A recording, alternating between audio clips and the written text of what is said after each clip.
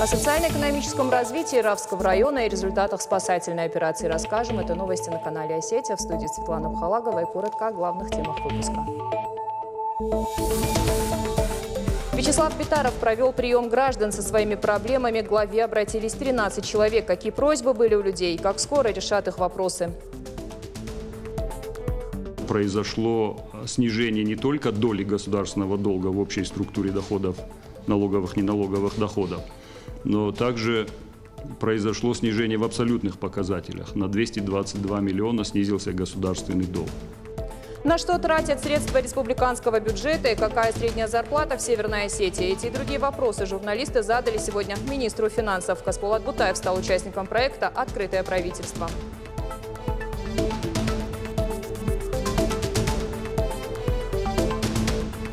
Спасатель – это широкая такая специальность, когда он умеет и тушить пожары, и оказывать первую помощь, и подниматься в горы, и опускаться под воду. Северостинский поисково-спасательный отряд МЧС России отметил 27 лет со дня образования. Чем сейчас занимается подразделение и чем гордится?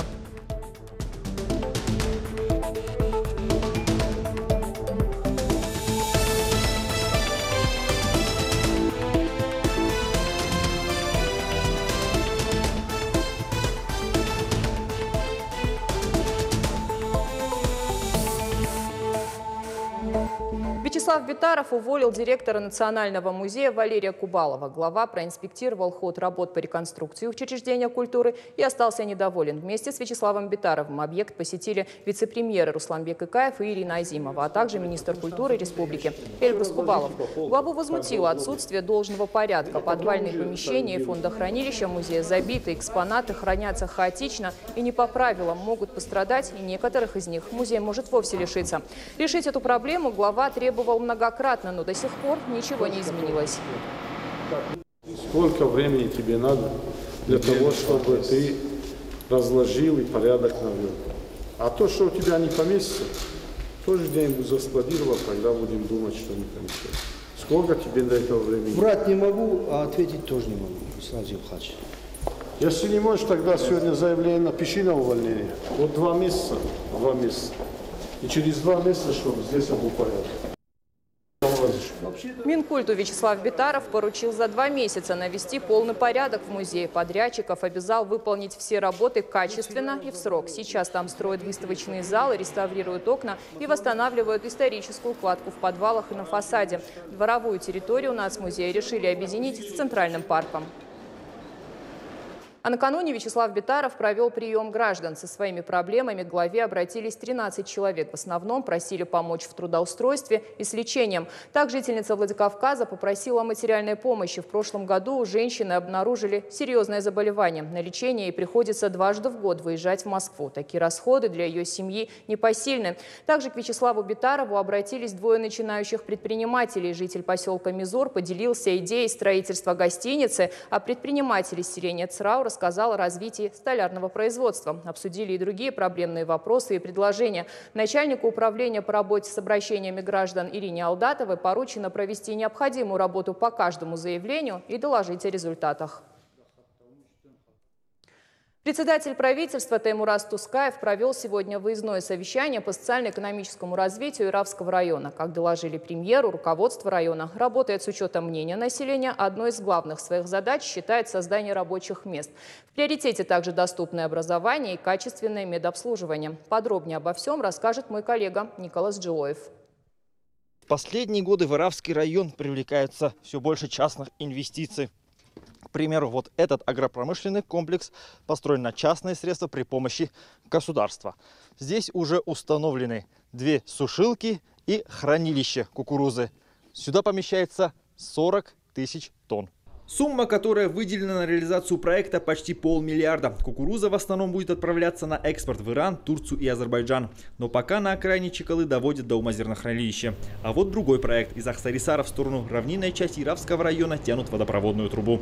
Проблема с питьевой водой мучила жителей Иравского района десятилетиями. Проблему удалось решить благодаря участию республики в федеральной целевой программе. В 2019 году на территории муниципального образования Иравский район приступили к строительству водовода от Сахола до группового водозабора в Чекале.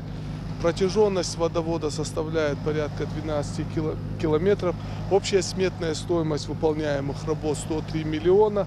Мы полагаем, что реализация вот этого инфраструктурного проекта снимет вопросы водоснабжения равнинной части Иравского района.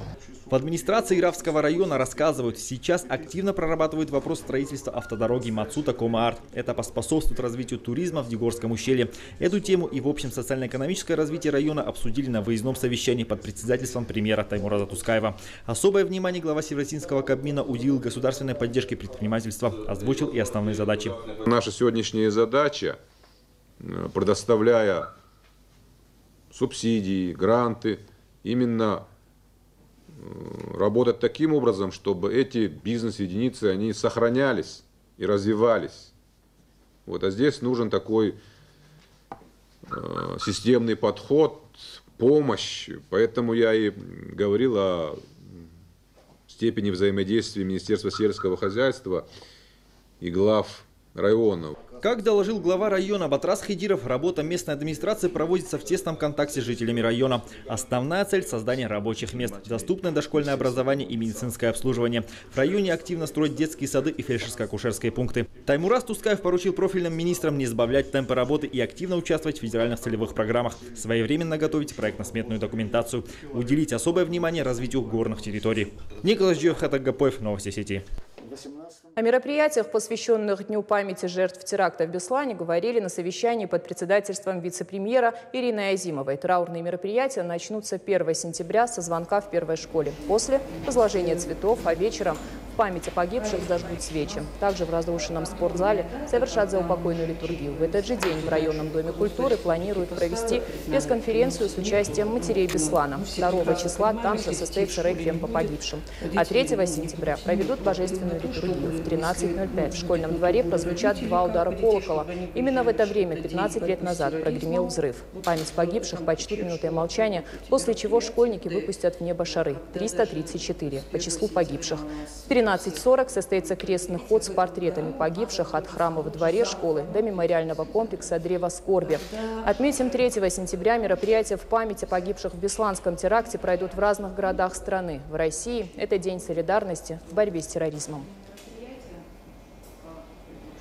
Министр финансов Северной Осетии Каспулат Бутаев сегодня отвечал на вопросы журналистов, причем были они самые разные. Он стал участником проекта «Открытое правительство».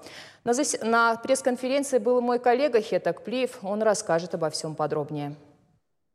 Вопросов к министру финансов Северной Осетии Каспулату Бутаеву у журналистов было много. Так, к примеру, интересовала новость о том, что Центробанк снизил ключевую ставку на 0,25%. Это, по мнению главы Минфина, может сделать предложения банков более привлекательными. Чтобы быть более привлекательным, банк должен снизить свою процентную ставку, как кредитование, так и повысить процентную ставку по вкладам.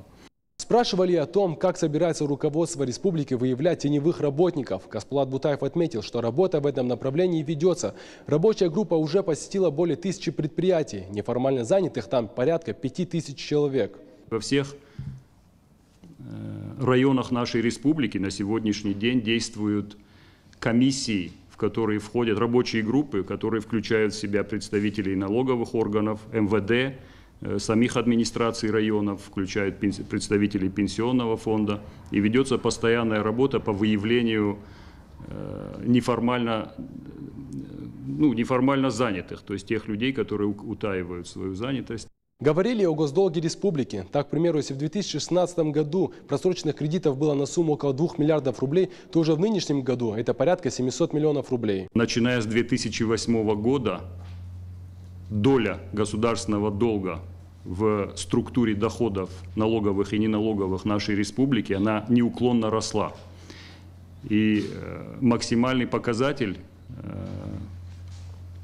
госдолга нашей республики составлял 120%. На сегодняшний день, по итогам 2018 года, впервые, наверное, за период с 2015 года произошло снижение не только доли государственного долга в общей структуре доходов, налоговых и неналоговых доходов, но также произошло снижение в абсолютных показателях. На 222 миллиона снизился государственный долг. Не обошли стороной разговор о том, на что больше всего тратится республиканского бюджета. Касполат Бутаев отметил, так как он в Северной Осетии социально ориентированный, то больше всего средств идет в сферу образования, социальной политики и здравоохранения. Достижение приоритетных направлений развития социально-экономического развития республики в первую очередь обуславливается грамотным подходом к формированию бюджетной политики, налоговой политики.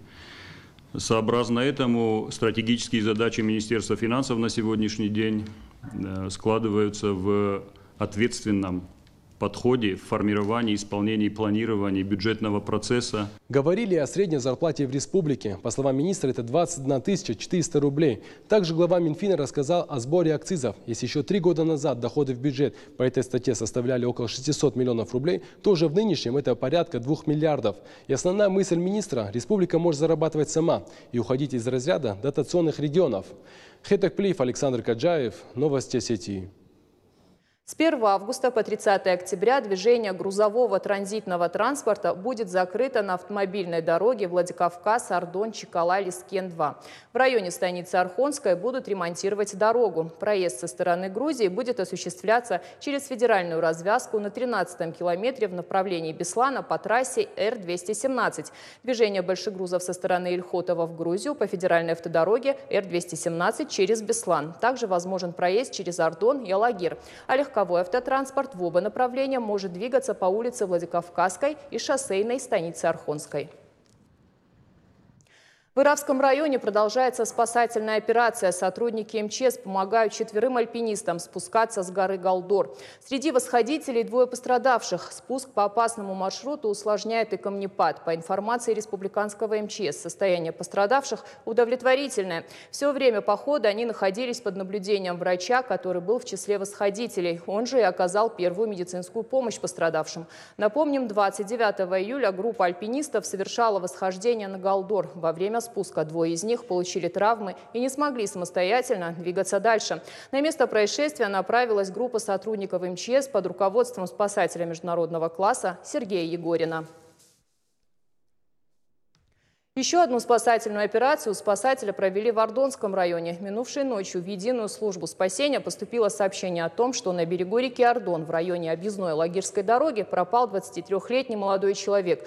К его поискам были привлечены спасатели МЧС и сотрудники полиции, а также друзья потерявшегося. Молодого человека удалось найти ближе к утру. Его жизни и здоровью ничего не угрожает. У спасателей, как мы видим, нет определенного рабочего времени, выходных и праздников. Они всегда там, где нужна их помощь. Подтверждение тому 2 наших предыдущих материала. И в таком режиме Северо-Остинский поисково-спасательный отряд работает уже 27 лет. Именно столько исполнилось на днях этой службе.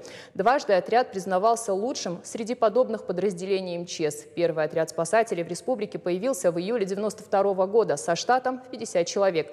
Сейчас их намного больше. Как решают посвятить свою жизнь спасению людей, узнавала наш корреспондент Габриэла Гаглоева. Андрей Хоранов работает спасателем уже более 10 лет. Признается, всегда хотел помогать людям. Поступил на службу в МЧС обычным спасателем. Позже решил получить альпинистский разряд и пройти водолазную подготовку. Спасатель не выполняет не только одну работу, он должен быть взаимозаменяем, как патрон в барабане. На любую работу его можно будет поставить, и он выполнит ее с честью.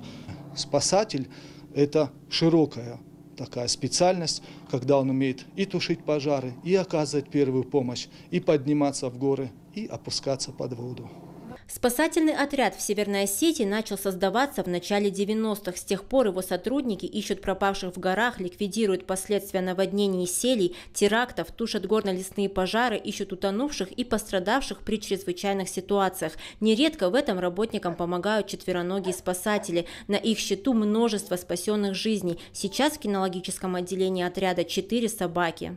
Специалисты говорят, что ни один современный прибор не может заменить четвероногого спасателя. Именно поэтому подготовке собак уделяется особое внимание. Они незаменимые помощники в поиске потерявшихся в горной лесистой местности, а также при сходе лавин. Североосетинский поисково-спасательный отряд по праву считают одним из лучших в России. За время своей работы удостоился немалого количества наград. Дважды был признан лучшим, получил кубок лучшей спасательной службы МЧС России. Сейчас в штате 90 человек. Каждый из них принял участие во многих опасных поисково-спасательных работах. Отдельной строкой можно также еще указать и участие отряда в различных мероприятиях. Это сход лавин на Транскавказской магистрали с 1992 по 2002 год. Участвовал в терактах, которые происходили на нашей территории, это во Владикавказе, в Моздоке, Беслане. Беслане под огнем боевиков наши спасатели на себе вынесли, рискуя своей жизнью, около 40 заложников и раненых. По словам начальника отряда, с начала года они спасли 137 человек. Это 124 поисково-спасательные операции. Сотрудники отряда признаются, по сравнению с прошлым годом работы не стало больше. А это значит, что в республике количество чрезвычайных ситуаций не увеличивается. Габриэла Гаглоева, Хетак Гапоев, Новости Осетии. Моя часть выпуска на этом завершена. Я передаю слово своим коллегам из Остинской редакции. Продолжит Сабина Пелиева.